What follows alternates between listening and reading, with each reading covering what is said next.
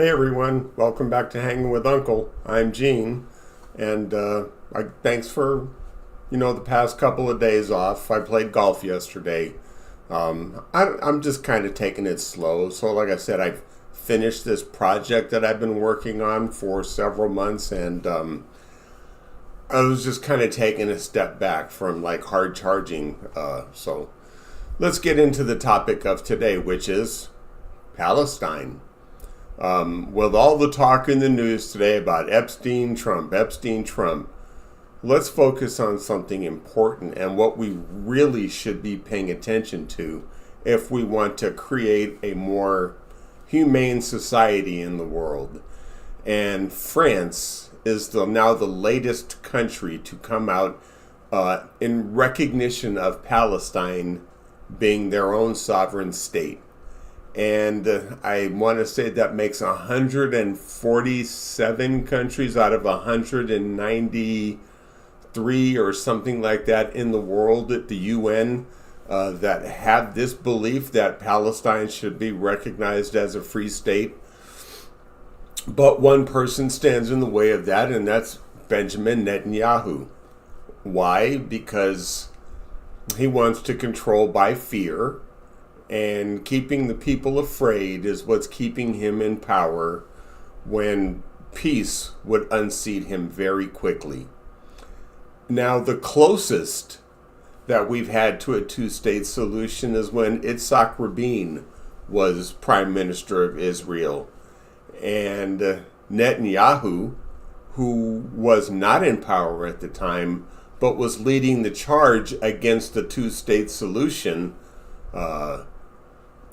was, in my opinion, criminally responsible for the assassination of Yitzhak Rabin, because right before he was to sign that with Yasser Arafat and recognizing Palestine and having a two-state solution, he was assassinated.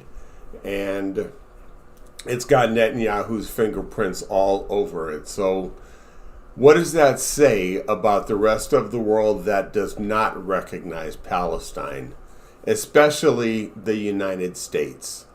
I'm tired of hearing about, let's go back to our Christian values, what this country was founded upon, because that's a lie. It wasn't.